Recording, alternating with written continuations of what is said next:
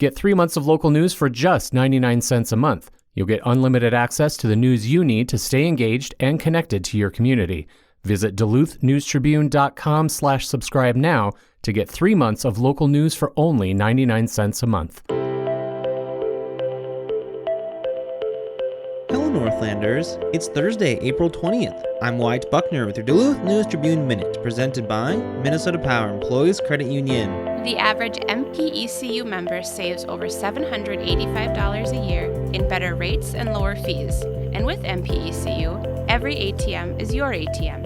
With their free checking program, you get ATM fee reimbursements at any ATM anywhere in the U.S. Check out Minnesota Power Employees Credit Union's services online at mpecu.com or visit their offices in downtown Duluth, Arrowhead Road, or Miller Trunk Highway. Now here's a look at today's headlines.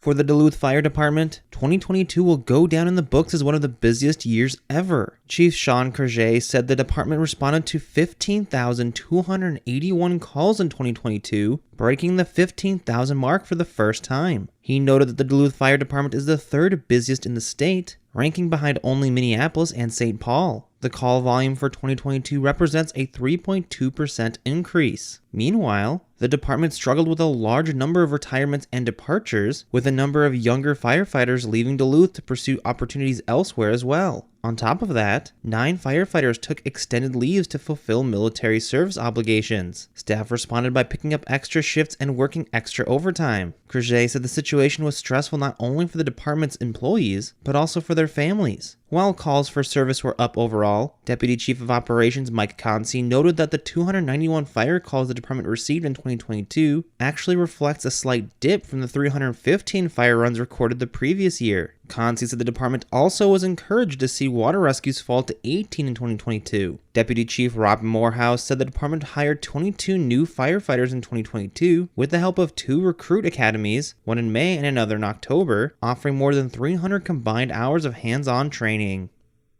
A man on probation for felony drug sales was arrested last week outside a Duluth treatment facility while in possession of more than 300 grams of suspected heroin and fentanyl, authorities said. Matthew James Erickson, 34 of Duluth, was described by police as a prolific drug dealer. He was arraigned Monday in State District Court on 2 counts of first-degree sale of a controlled substance. Erickson was arrested April 13th in the parking lot of the Center for Alcohol and Drug Treatment after members of the Lake Superior Violent Offender Task Force obtained a search warrant for his person, vehicle, and apartment. A criminal complaint states that officers saw him place a backpack in his Jeep Liberty and drive from his residence at Midtown Manor at 2021 West 2nd Street to the treatment facility. Upon Erickson's arrest, he allegedly was found with a bag in his pants pocket containing 37.9 grams of a substance that field tested positive for fentanyl, along with 10 pills marked M30, which police said are commonly counterfeit OxyContin pills containing fentanyl. In the Jeep, officers said they found another bag containing 213 grams of fentanyl, along with a digital scale and other drug paraphernalia, including a seizure medication that is often laced with fentanyl or heroin. In the backpack were 2 additional bags containing 54.9 grams of suspected fentanyl, and another weighing 13.8 grams that field tested positive for heroin, the complaint states. The substances were all collected and sent to the Minnesota Bureau of Criminal Apprehension for laboratory testing. Erickson remains on probation until August 2024, after pleading guilty to first-degree sale of fentanyl and fleeing a police officer in a motor vehicle in a 2020 incident. Court records show that a plea agreement with the St. Louis County Attorney's Office resulted in Judge Jill Eichenwald staying the guideline 65-month prison term in favor of 3 years of supervised probation. Erickson faces approximately 8 years in prison if convicted of the new offenses. He is being held at the St. Louis County Jail without bail. His next court appearance was set for May 9th.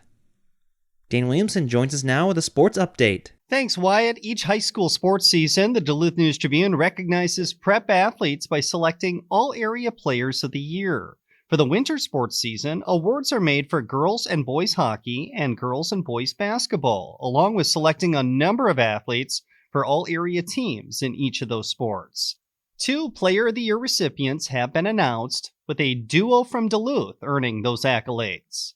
In girls hockey, Duluth Marshall junior forward Ilsa Lindemann will play at Division I St. Thomas in the future, but she still has a high school season to go, and her most recent season was one to remember. Lindemann scored 46 goals and notched 30 assists in leading the Hilltoppers to a 27-1 overall record and their third straight appearance in the Section 7A championship game. Recently, DNT sports reporter Jamie Malcolm had a chance to catch up with Ilsa. What do you think about winning this award, and what does this award mean to you? Yeah, it's a huge honor. There's a lot of good girls in this state, and especially in this area, and getting picked for this award means a lot just for Marshall, because it really exemplifies what the organization can do, and also just for the team.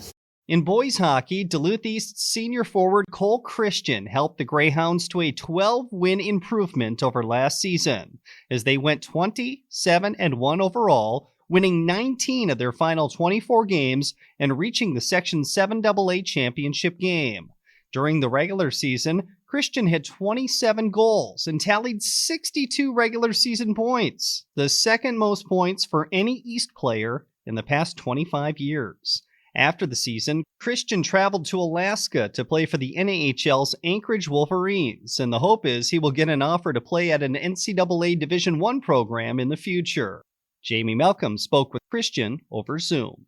Can you tell us how you feel about winning the All-Area Player of the Year award? Yeah, I feel honored. I guess I just approached it with a good attitude, good work ethic, and I tried to become the best leader I could be. My team around me, my line mates, were obviously good. We all were working as a unit, and I think that helped all of our successes. You can read more about Ilsa and Cole in the Prep Sports section at duluthnewstribune.com, as well as see photos, videos, and all of the selections for the All-Area Girls Hockey and All-Area Boys Hockey teams. Next up is basketball. The All-Area Players of the Year for girls and boys hoops and the selections for the All-Area teams will be announced next week. Meanwhile, the reigning DNT All-Area Football Player of the Year announced some big news. ESCO junior safety and running back Coy Parrott shared on Twitter that he's made a commitment to play Division I football at the University of Minnesota after fielding offers from 9 other teams, including 6 in the Big Ten Conference. Wyatt, back to you. Thanks, Dan. Now here's a look at your forecast, brought to you by the News Tribune's Northlandia podcast. Weather for the Duluth area today, winter weather advisory in effect with wintry mix and windy conditions this afternoon. High temperatures in the upper 30s, dropping into the low 30s tonight with more chances of rain and snow heading into Friday and Saturday as well. High temperatures hanging around the 40-degree mark. I'm Storm Tracker meteorologist Robert Pointer. Thank you to the Northlandia podcast for their support. The weekly podcast explores curious and unique stories here in the Northland. Each episode celebrates the region's distinctive people, places, and history. You can find all the episodes of Northlandia at duluthnewstribune.com or wherever else you'll get this podcast. Reporting for today's episode was done by Peter Passy and Tom Olson. Thank you for listening to Duluth News Tribune Minute. Have a great day, and we'll see you back here tomorrow.